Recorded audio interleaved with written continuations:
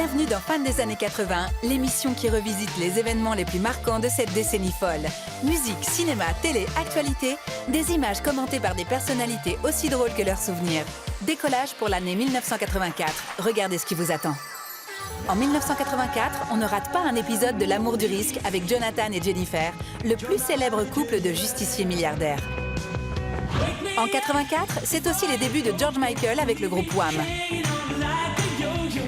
Michel Platini hisse l'équipe de France au sommet et remporte le championnat d'Europe dans un parc des Princes survolté. Et puis on danse sous les sunlights des tropiques grâce à Gilbert Montagnier. Avec HIP HOP, Sydney fait découvrir à une France pantouflarde le rap, le hip-hop, le smurf et le breakdance. Côté musique, en 1984, on adore le style Mad Max de Jermaine Jackson et Piazza Dora. Et les synthés de Modern Talking. Mais tout de suite, place à une émission culte, les Jeux de 20h.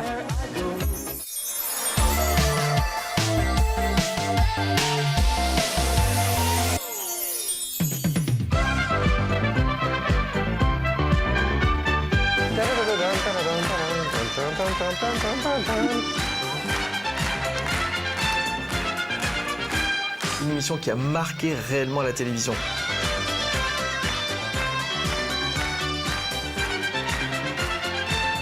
C'est une des premières émissions qui se déplace en France. Bonsoir, eh bien c'est notre dernière soirée à Chambéry. Là, on avait toute la France qui défilait devant Jean-Pierre Descombes. On vous donne donc un mot, je vais vous trouver le nom de la maladie qui lui est attribuée, au figuré, bien sûr. Un bruit. Un bruit. Un bruit. Madame? Un bruit sourd. Oui, madame. Comment? Un bruit sourd. Comment? Il y avait des petites définitions, il fallait deviner, il fallait trouver des mots. Des jeux très amusants sur la langue française, sur la logique, sur le vocabulaire. Je ne sais que trop bien ce qui manque à sa tête. Je tente. Oui. Couronne. C'est excellent, c'est vrai. Bravo. Un amour. Oui. Monsieur? Malheureux. Ah mais c'est pas une maladie. Jean-Pierre peut en témoigner. Jean-Pierre Descombes, ouais, un maître. Il était d'une popularité incroyable. C'était l'équivalent de Patrick Bruel 10 ans plus tard. Mais c'est Jean-Pierre Descombes, hein. Je représente donc la candidate. Quelle représentation, Jean-Pierre. Oui, cher madame. Sa voix est tellement célèbre, dès qu'il fait le kilo de daim, on dit tiens mais c'est Jean-Pierre Descombes. Notre première candidate, votre prénom? Evelyne. Evelyne veut jouer quand vous voulez. T-A-P-O-N. Il y est.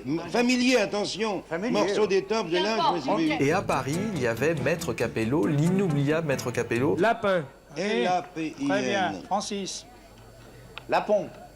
L-A-P-O-N de Bonalois. Il s'énervait dès que quelqu'un faisait la moindre faute de français. Japon. Attention, nom propre. il y a un Japon non commun dans le dictionnaire, je suppose. Japon, porcelaine, papier, ivoire, comme dit Maurice. Japon est bon. Excellent de Bonalois, je mets 1 franc dans le nourrin. Le nourrin, c'est un petit cochon, hein. Avec un petit cochon tout neuf, puisqu'une nouvelle phrase a pris le départ samedi. Cette petite figurine en cochon dans laquelle il mettait un peu d'argent, il y a comme une tirelire comme ça. On sait pas trop ce qu'il faisait avec le fric du nourrin, Maître Capello. Ça se trouve, le soir, il allait se pinter ou il allait aux femmes. Enfin bon, bref, peu importe.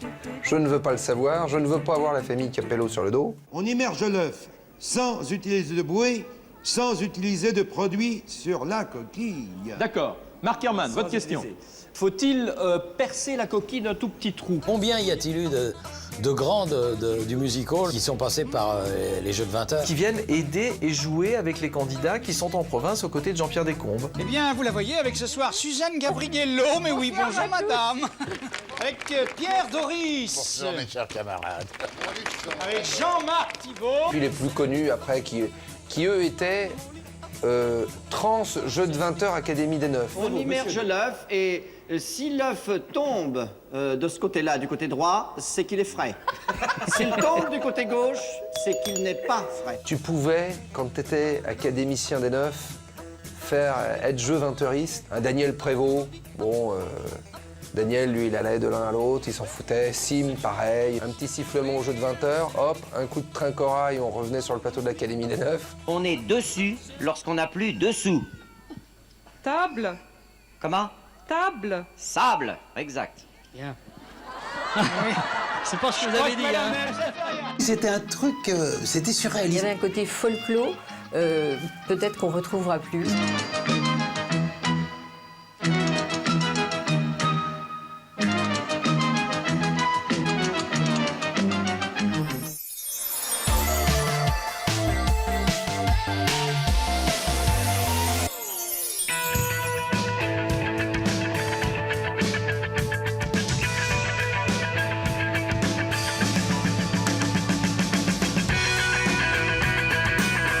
Les Français ont été vraiment les meilleurs et ils ont gagné cet Euro 84 avec des souvenirs formidables.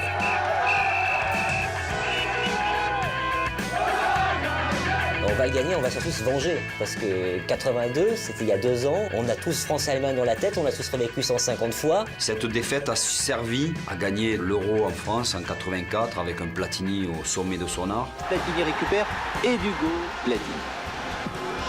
Il y a beaucoup de monde dans la surface de réparation et notamment Michel Platini. Michel Platini égalise. Platini qui, de la tête, donne l'avantage à l'équipe de France. Le coup franc, c'est la spécialité de Platini. Et les spectateurs qui le savent ne sont pas déçus. Platini pour tirer ce coup franc, super, bien tiré. Arconada le bloque, mais il relâche le ballon. C'était une très bonne équipe et puis un phénomène, quoi. Il y avait Rocheteau, il y avait Six, il y avait Bellone, il y avait Bernard Lacombe. Et puis Fernandez déjà. Moi aussi, je joue en attaque. On les voyait passer les tours un par un. Il y a eu un match hallucinant contre le Portugal.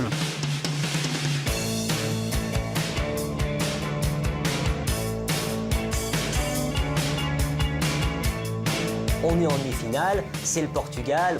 Portugal, normalement, c'est bon, quoi. Et puis, c'est pas bon parce qu'on est mené 2-1. Une reprise de volée superbe, un ballon qui a frappé la terre et qui a trompé le gardien basse. L'équipe du Portugal mène 2-1. Et puis, Jean-François Domergue, qui est un peu finalement le Lilian Thuram de l'époque, quoi. Jean-François Domergue, il n'a pas dû marquer 50 buts dans l'équipe de France, mais il va nous marquer les buts décisifs. Platini aux prises avec 2 joueurs et c'est Domergue qui a bien suivi, qui égalise. Et puis, il y a cette chevauchée en demi-finale de Tigana qui déborde, qui déborde, qui déborde. Il déborde sur la droite, il a la force de centrer, Platini récupère, il contrôle et il tire.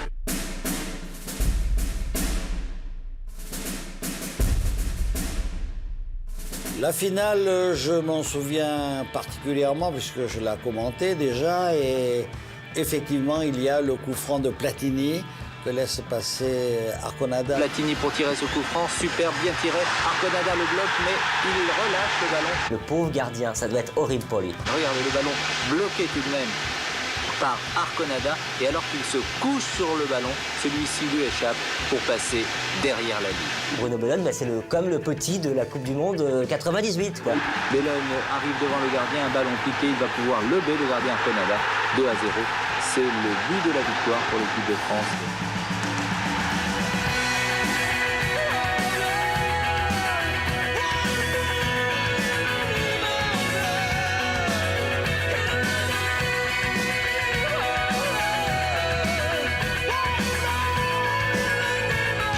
Platini, tous ces joueurs-là, c'était déjà des héros, quelque part.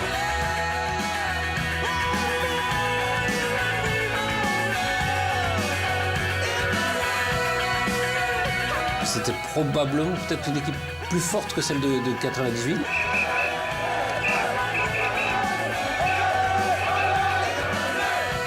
Ça n'a pas l'impact de 98, mais c'est quand même le premier succès d'une équipe de France d'une compétition internationale. Donc à ce titre-là, voilà, la génération 84 est aussi bien qu'en 98.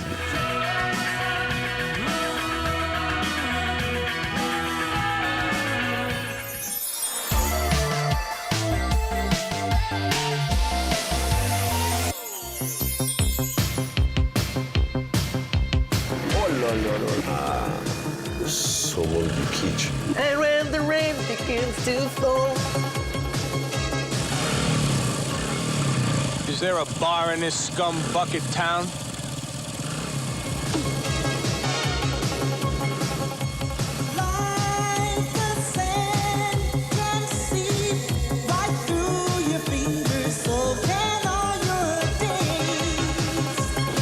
Il y a tous des années 80, le son, les deux personnages qui à l'époque étaient assez connus. Jermaine Jackson et Pierre Zadora, on se demandait quand ils ont pu se rencontrer. Jermaine Jackson, c'est le frère de Michael qui avait déjà fait 2-3 tubes auparavant, des slows énormissimes.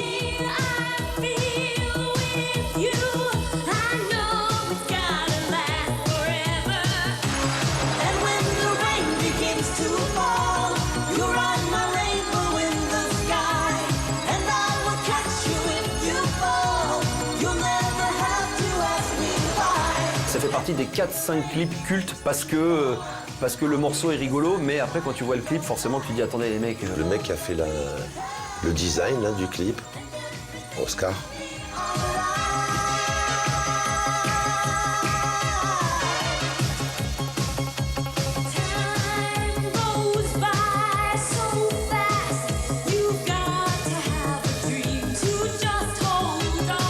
C'est une parodie grotesque de Mad Max sans moyens. Il y avait des mobylettes en veux-tu en voilà. C'est des motos blanches, Piazzadora habillés en blanc, ils sont tous habillés en blanc, dans ceux qui vont à un mariage, et c'est vraiment la compétition entre deux clans.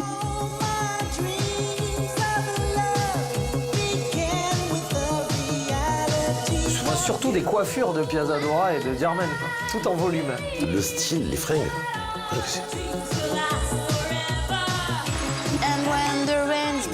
Le clip, tu le prends, tu peux le regarder tous les jours. Je veux dire, tu découvres toujours un détail que tu avais oublié. Là, il y a un mélange, le mec, il faut l'oscariser, mais à vie. On se dit, c'est pas vrai, ils l'ont fait exprès, c'est un peu comme un sketch des inconnus. On se dit non, mais non, c'était du premier degré.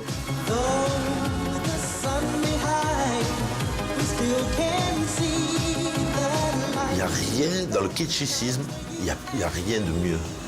Il n'y a rien de mieux que ça. Je crois qu'on est arrivé au bout du bout, là. C'est vrai qu'il y a des morceaux dans les années 80 qui sont rigolos et sympas à écouter, et quand ils jouent à la vidéo, tu dis voilà, ça c'est à la vie, à la mort.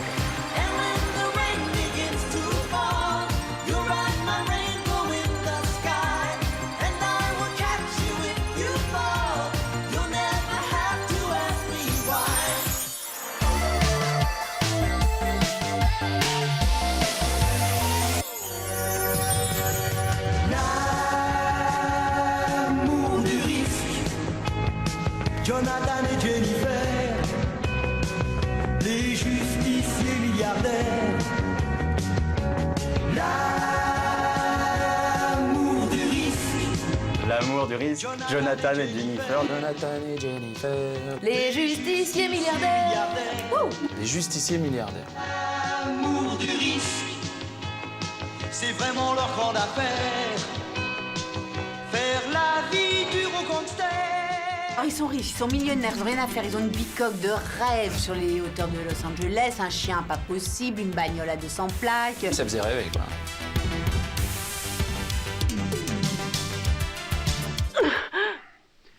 Vous avez cessé de jouer au billard depuis quand exactement?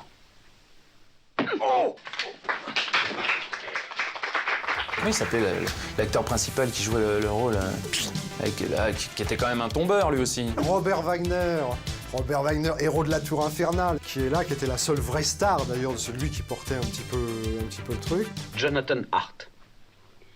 Écoutez, Monsieur Hart ne reçoit personne sans rendez-vous. Jonathan Hart. Ah, Jonathan. Monsieur Wheeler, Oui, j'ai essayé merci, Mr. Hanson. C'est Monsieur Jonathan Hart. Jennifer, il y avait la coiffure, il y avait le brushing, le gloss, beaucoup de gloss chez Jennifer. Oh, Jonathan, est-ce que tu peux attendre une minute?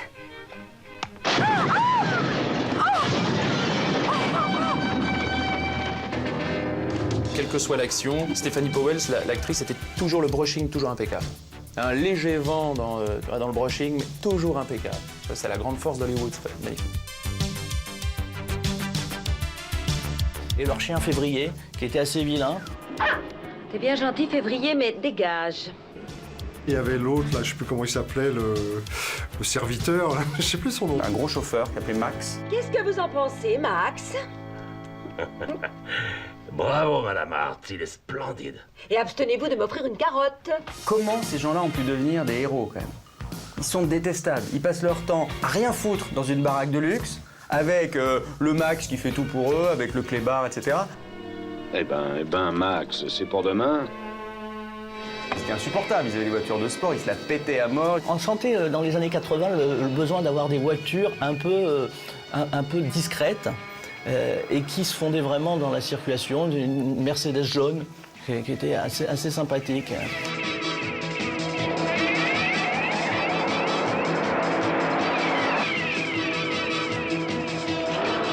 C'était un peu quand même des années fric, les années 80, donc on étalait, je vous dis, ça dégoulinait de partout, les dollars. Oh, jolies chaussures. Ça a porté d'Italie, non? Des Bermudes. Et alors? Des Bermudes. C'est la première fois qu'on voyait des milliardaires résoudre des enquêtes policières, c'est un truc totalement incongru. Le labo de la police dit que le numéro de série du revolver a été limé. Et les empreintes, il y en a? Oh, il y en a. Elles appartiennent à une jeune femme qui a déjà un passé chargé dans le banditisme. Comme ils sont pétés de thunes, ils savaient pas quoi faire de leur vie, donc ils ont trouvé ce but-là, quoi. Non.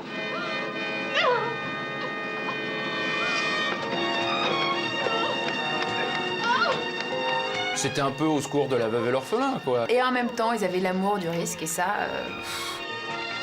Non.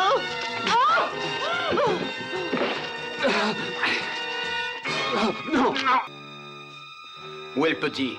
C'est Mère Teresa et Benoît XVI, version j'ai de l'argent et je veux aider le monde. C'était bien, il y avait une sorte de petite morale, peut-être pour les autres milliardaires qui habitent à Hollywood, leur dire, voyez, vous pouvez aussi occuper vos journées à faire des choses bien. C'est un vieux copain à moi, Burt Kramer, qui m'a appelé hier.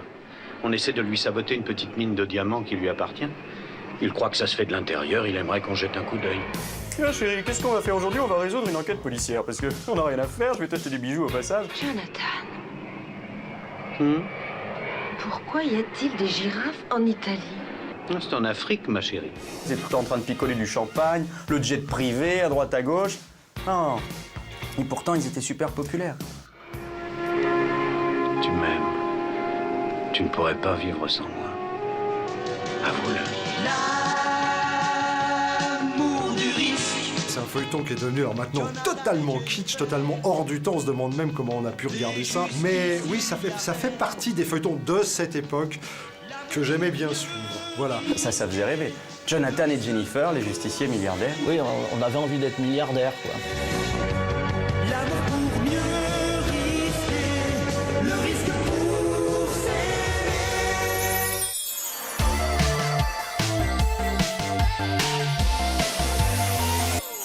Wake me up before you go. Don't leave me hanging on like a yo-yo. Wake me up before you go. I don't wanna miss it when you hit that high. Last Christmas I gave you my heart, but the very next day you gave it away. Should've known better to cheat a friend, waste the chance that I'd been a giver. So I'm never gonna dance again the way I danced with you. Just sex.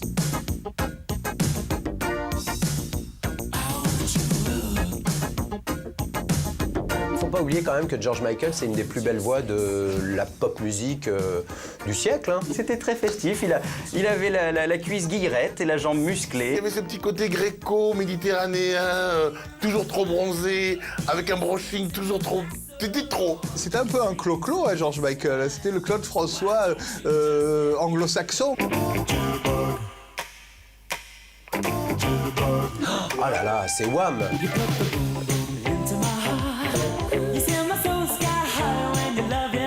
Wham, le premier groupe de George Michael, enfin le groupe avec son ami d'enfance Andrew Ridgeley, là c'est quand même un grand moment du vidéoclip et aussi des accidents capillaires. Collecteur, les coupes de cheveux, quoi.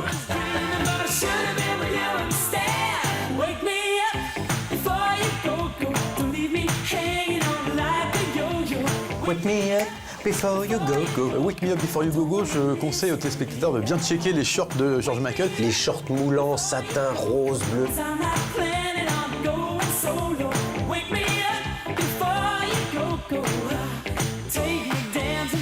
Le short ne va pas à tout le monde. Le mini short en jean rose ne va pas à tout le monde, vraiment. Il y avait des indices sur sa sexualité qu'il a débridé un peu plus tard. Et puis il y avait également la chanson de Noël la plus niaise du monde, mais qu'on entend toujours aujourd'hui.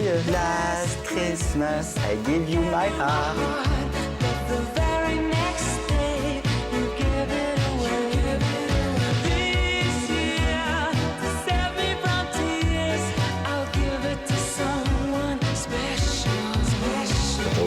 casque qu'ils avaient. On se dit, ah ouais, les années 80, c'est comme si c'était écrit, non pas dans l'ADN, mais dans la chevelure.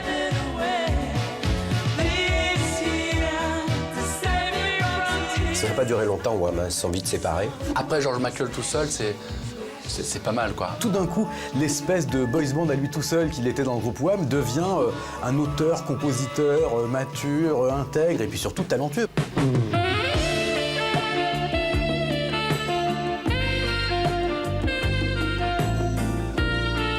Careless Whisper, ça marche toujours, ça. C'est formidable. Imaginez un slow ou... Merde, je fais mal le saxophone, mais il fallait imaginer, il y avait quand même un côté très sexy. Il n'est pas emballé sur ce slow.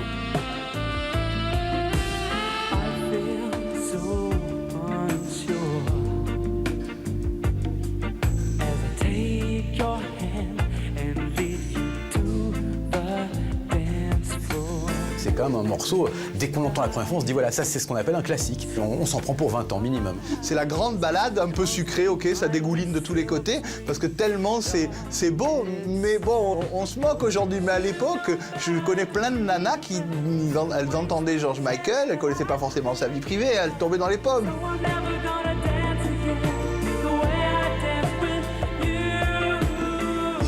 Et à l'époque, personne se doute qu'il est homosexuel. Alors là, pour moi, c'est resté un mystère. Sur le coming out de George Michael 20 ans après, il y a des gens qui ont fait non. Il y avait des indices quand même, hein.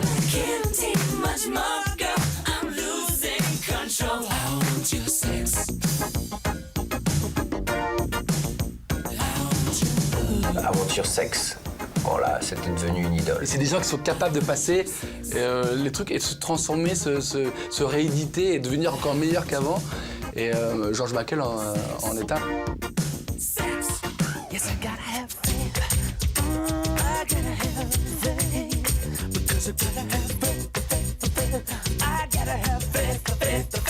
Premier album Faith, c'est un réservoir de tubes. Hein. Et puis alors, effectivement, ce nouveau look avec les Ray-Ban, une permanente un peu plus courte, le jean savamment usé, enfin, c'était nouveau look, nouveau style, nouvelle carrière.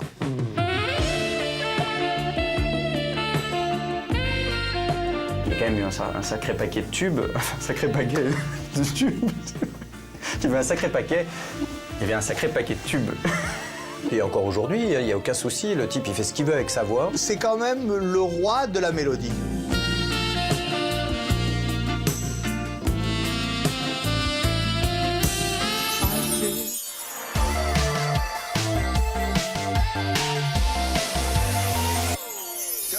Là, le Panzani de 11h45. Ah oui, Léon. C'est pour les raviolis? Oh, regarde les bons bœufs qu'ils ont choisis. Et cette belle volaille. Et des belles tomates. Et toutes ces belles tomates. Et bon appétit, monsieur, dame. Et tous ces bons aromates. Reviens, Léon. J'ai les mêmes à la maison. Reviens Léon, j'ai les mêmes à la maison. Il est craquant Léon. Il a bien fait de te tirer d'ailleurs. Reviens, Léon. J'ai les mêmes à la maison. On aimait bien entendre Léon et ses panzani. On mangeait sans doute les panzani avec plus de cœur en pensant à Léon et à son rhumatisme. Ravioli Panzani, ça c'est des raviolis. Moi je connais un fromage moelleux savoureux, c'est le chaussé aux moines. Amen. Chaussé aux moines. Chaussé aux moines. Chaussé aux moines. Papa, tu nous offres une gourmandise, s'il te plaît. Tenez les enfants, achetez ce que vous voulez. Mais voyons, Michel, j'ai toujours Kinder Chocolat à la maison. C'est Kinder, mais c'est la même aujourd'hui. C'est les seuls qui n'ont pas évolué. Moi j'ai l'impression qu'elle passe toujours cette pub. C'est pas faux, mais moi j'ai l'impression de l'avoir vue encore la semaine dernière. Hein. Tenez les enfants, achetez ce que vous voulez. Il a un beau pull, le monsieur. Il a un très joli pull. Et le mieux, je pense que c'est quand même les doublages. Michel, j'ai toujours Kinder Chocolat à la maison, c'est tout sauf naturel, c'est terrible. Mais voyons, Michel, j'ai toujours Kinder Chocolat à la maison. Le chocolat qui a plus de lait. Oui, dans 100 grammes de Kinder Chocolat, il y a l'équivalent d'un grand verre de lait. J'ai l'impression que ça va mieux, hein? Ah oui, papa. Merci. Bravo, papa. Un Kinder, maman. Oh, merci, c'est tellement gentil. Oh là là, je vais être très très gentille pendant des mois grâce au petit Kinder. Parce que cette petite barre de chocolat avec du lait à l'intérieur, c'est tellement bon, maman. Je t'aime. Les enfants aiment Kinder Chocolat, et moi aussi. N'importe quoi. Je crois que c'est toutes les années 80 qui sont résumées en une seule pub en fait. Kinder Chocolat, le plus de lait.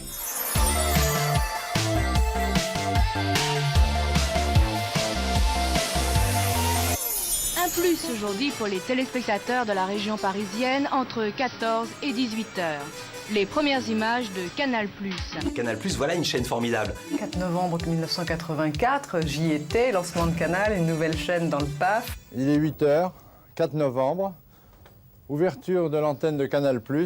Il y a un peu d'émotion dans la voix du président de Canal+. Tous ceux qui nous ont fait confiance, en leur disant que nous ferons tout et nous mettrons tout en œuvre pour qu'ils ne soient pas déçus. Énorme fête pour le lancement de Canal. Denisot est là, déjà là, je dirais. Je me souviens très bien de cette matinale présentée par Michel Denisot. Du lundi au vendredi, de 7 à 9, tout en direct, avec des invités qui viennent. Il est 20h30, nous sommes dans le studio de Canal+. Le technicien envoie le grand film du soir.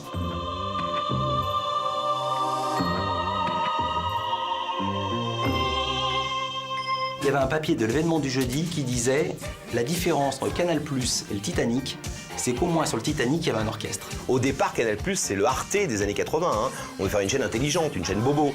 Et puis très vite, on s'aperçoit que ça marche pas très bien, les produits un peu très élitistes.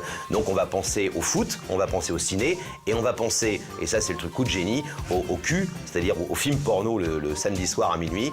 Et c'est ce qui va certainement faire démarrer Canal de manière incroyable.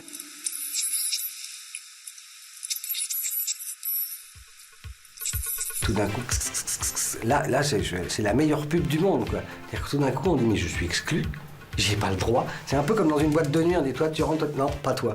Comme ça, pour moi, si je rentre, là, c'était exactement pareil. Il vous faudra vous abonner et vous paierez 120 francs par mois. Mais attention, ces démarches seraient inutiles si vous ne possédez pas, en plus, une petite boîte noire appelée décodeur, qui déchiffrera pour vous les images et les sons des programmes diffusés. Le boîtier, il était énorme, ils avaient récupéré des capots en plastoc, des vieux répondeurs de je sais plus quelle marque. Donc c'était absolument ridicule, c'était tout le temps en panne, ça marchait pas. On recevait un code par courrier pour pouvoir réinitialiser le décodeur chaque mois. C'était un barnum pas possible parce que ça marchait une fois sur deux. Sans décoder. Alors je tiens à dire que j'ai eu un décodeur pirate, voilà, je l'avoue, pendant quelques mois, et puis évidemment au bout d'un temps il marchait plus.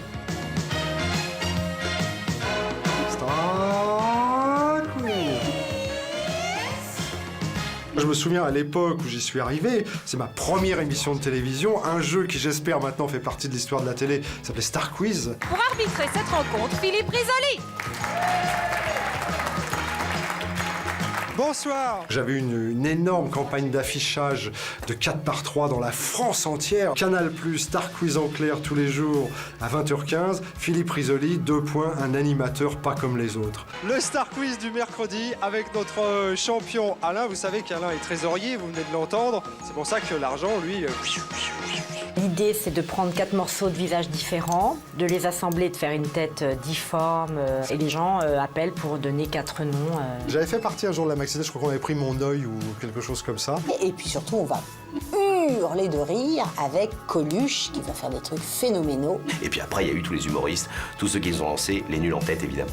Voilà, nous nous retrouvons donc au bord de la piscine du Martinez. C'est vrai. Au fond, c'est 3 mètres. On a les palmes. On va mettre les masques tout de suite. T'es prêt? On est bon, allez, Une grande vas-y. première. Allons-y. On y va. Michel Denisot qui était pareil, toujours émission d'accueil, gentil avec tout le monde.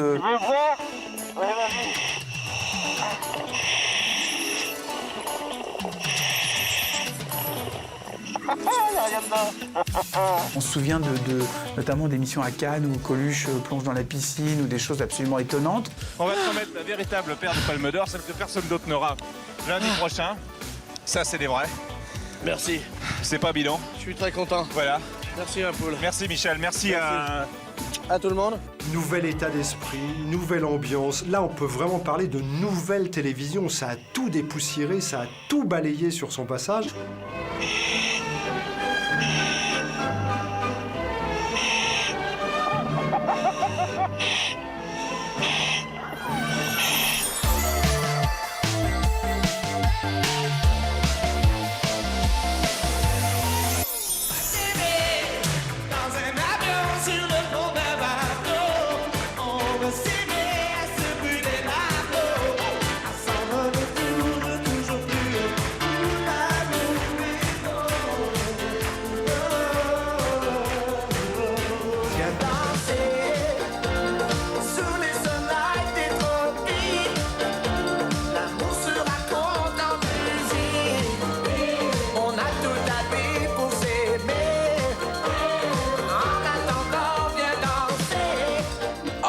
j'adore. C'est la joie de vivre en personne, Gilbert. C'est un super pianiste, c'est un vrai mélodiste. C'est une voix absolument incroyable, il n'y a pas de trucage là-dedans. Gilbert, il pourrait avoir fait n'importe quel métier, c'est l'homme que j'adore. J'adore aujourd'hui, j'adore hier, j'adore avant-hier.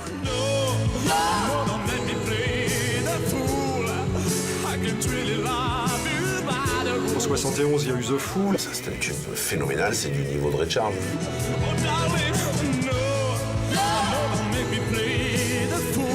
Entre The Fool en 71, le premier tube de Montagnier, et 84, On va s'aimer, la renaissance de Montagnier, eh bien, il est musicien de Johnny Hallyday au Pavillon de Paris. Il le dit tout le temps, Johnny a été le seul qui m'a tendu la main pendant ma traversée du désert. Et c'était en 84, donc heureusement, grâce à Barbelivien, il réussit le pari fou de refaire un carton. On va s'aimer, à toucher le ciel, se séparer, à brûler nos ailes, se retrouver comme les hirondelles. Il est venu me jouer au piano une chanson qui était la face B d'On va s'aimer, qui s'appelait Musicienne. En le raccompagnant à l'ascenseur, je lui dis mais t'as pas fait d'autres chansons? Il me dit si, et il m'a joué le début d'On va s'aimer. On va s'aimer, à toucher le ciel. Les paroles d'On va s'aimer, s'il vous plaît, faut les lire. Se retrouver comme les hirondelles. C'est tellement beau, voilà, c'est tellement naïf, c'est tellement beau. On va quitter les clés de la maison, on va rêver à d'autres saisons. Aujourd'hui, allez dans des soirées, vous verrez qu'on va s'aimer, ça passe toujours, quoi. C'est complètement fou.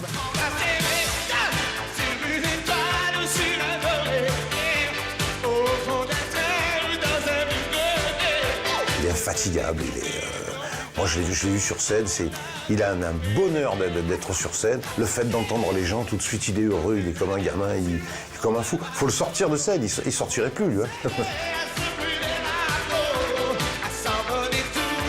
Le fait qu'il soit non-voyant a peut-être permis de mettre un coup de projecteur sur le personnage, mais on oublie vite, après on écoute l'artiste, on peut aller le voir. Il n'a peut-être pas la vue, mais enfin il a une oreille, et une oreille musicale. J'ai parfait le sens petit à petit de nos critères, à nous les non-voyants. Alors quels sont nos critères?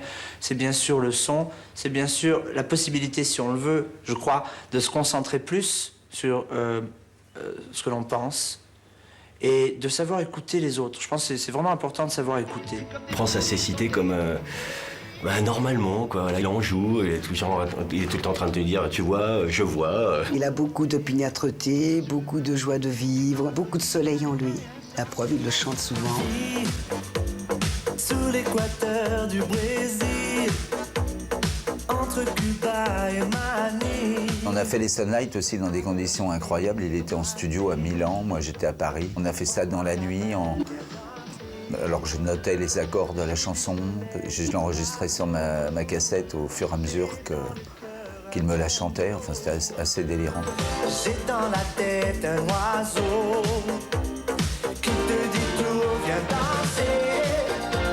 Sous les sunlight des tropiques, l'amour se raconte en musique. Les Sunlight des tropiques, mais à fond la caisse, pour partir au Macumba le samedi soir. En karaoké, je la chante ou je la danse. J'ai 15 ans et demi. Sous le soleil des tropiques. Ça fait quelque chose de magique. C'est les chansons de Club Med. Moi, je bossais au Club Med à l'époque, donc voilà, c'était chorégraphie. Allez, les filles, c'était parti, quoi. Donc vraiment une ambiance à la fois festive, mais musicalement, ça tient la route, hein, ce qu'il fait.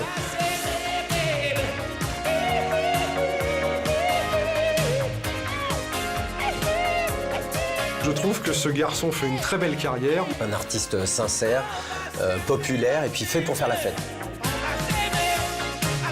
C'est l'énergie, quoi. C'est une énergie musicale. C'est un bon petit musicien qui a de la joie en lui. À s'envoler toujours plus.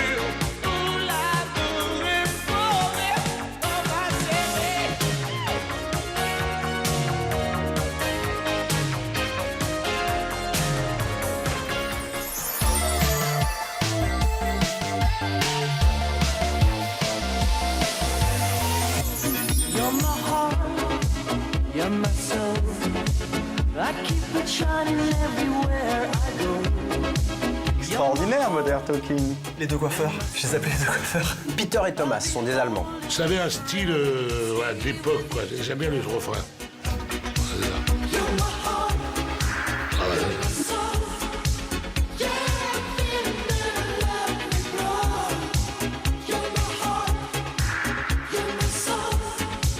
Totalement ringard, regardez les mecs, des boys bands à valeur. On peut pas faire plus mauvais goût au niveau des fringues, au niveau du brushing, au niveau des UV, au niveau de tout. À mi-chemin entre un homme et une femme, mais surtout plutôt du côté d'une femme mal maquillée et mal coiffée. Et c'était extraordinaire. Il faut voir ça. Regardez les images, c'est du sucre. C'est bon. Deep in my heart, there's a fire, a burning heart.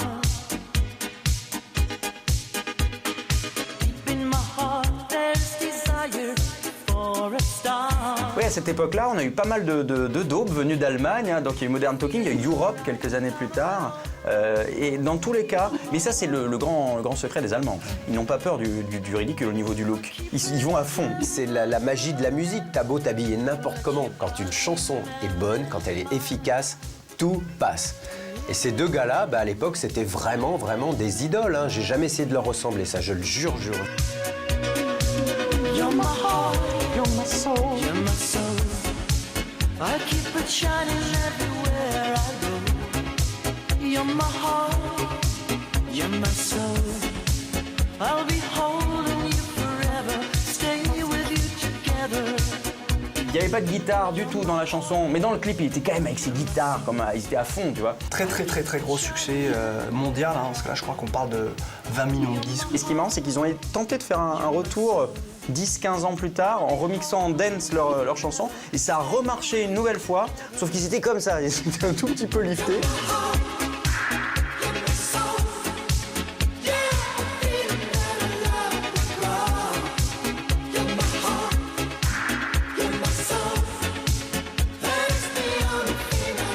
Allez hop, coupé.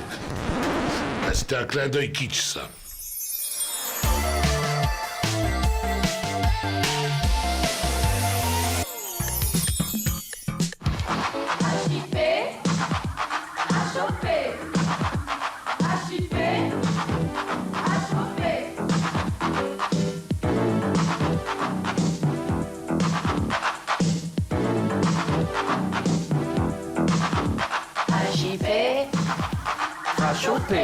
Ah ça j'en étais fou ça. HIP à choper, c'était bien, c'était sur TF1 d'ailleurs, c'est incroyable au début comme ça du hip-hop qu'on ait une émission sur TF1. Forcément le hip-hop ça vient des États-Unis, donc il avait ce bon accent ricain qui forçait un petit peu.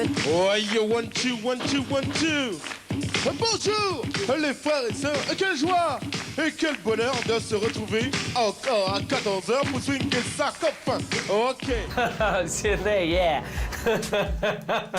Bonjour les frères, les sœurs, quelle joie, quel bonheur de vous retrouver chaque dimanche pour remuer vos corps et vos hanches. Bonjour les frères et sœurs, cousins, cousines, beaux-frères et belles-sœurs. Sidney, c'est monsieur hip-hop, voilà, c'est celui qui a apporté finalement la culture hip-hop des États-Unis en France. Tout était funky fresh, comme on disait, tout était nouveau, quoi. Et Franck, que fais-tu là? Tu danses, tu freezes, tu breaks ou bien quoi? Ce sont des mots nouveaux, ne vous inquiétez pas. On a fait la première émission au monde sur le hip-hop avant les Américains, avant les Anglais. C'est hip-hop, hip-hop, hip-hop, et le guest de beat dans le microphone. Ce plateau là où il y avait les gens qui étaient autour et qui faisaient hey, et après le mec qui venait au milieu et qui faisait ses trucs. Mais ça a cartonné. Tout le monde faisait du hip-hop dans la rue, tout le monde faisait quelques pas, plus ou moins pourris, plus ou moins bien enchaînés. On faisait des chaînes, on se mettait tous en chaîne comme ça et on faisait comme ça, je n'y arrive pas du tout. Maintenant, ne lâche pas l'écran. Je vais t'expliquer ce que l'on vient de faire. Il y avait la leçon dans l'émission, c'est un truc qui est devenu, je pensais pas non plus à l'époque, c'est devenu aussi mythique, mais l'idée c'était vraiment ça, c'était d'amener la leçon, d'apprendre aux Français à danser le hip-hop en 2 minutes. Tu casses la main, le bras, l'épaule, la tête, le torse, les reins, les pieds, et tu remontes. Passe tes vibrations d'une douce ondulation du bras. comme ça. Et moi, je me souviens, au lycée, tout le monde s'entraînait à faire du breakdance, quoi. Et du smurf. Le smurf, je crois que c'était effectivement comme ça. On faisait les jacks, on faisait les vagues. Et le break, c'était au sol. On faisait les toupies. J'ai réussi à faire un tour et demi, hein, pas plus. Il y a des gens qui faisaient la toupie comme ça. Les gens connaissaient pas, ils nous voyaient tourner sur le dos, c'était nouveau, c'était une magie, c'est plus comme aujourd'hui, c'est clair.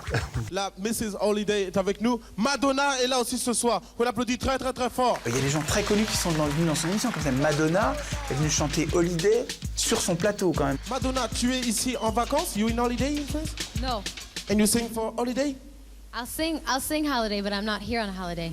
Ouais, j'ai reçu Madonna parce que Madonna elle faisait partie d'un crew du Bronx avec lequel elle traînait et qui était des DJ et tout ça. Elle était vraiment dans la culture hip-hop et ils l'ont amenée. Ils ont dit tiens, elle vient de faire un truc Holiday.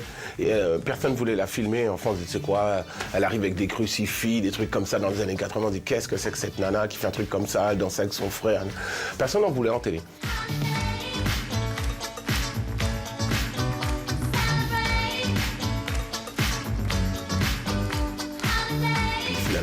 Holiday a fait un carton. Alors, après, les gens me disent, mais les gens me gratifient maintenant. Ils disent, bah, tiens, c'est grâce à ton émission que Madonna, t'étais le premier. Je dis, bah, voilà.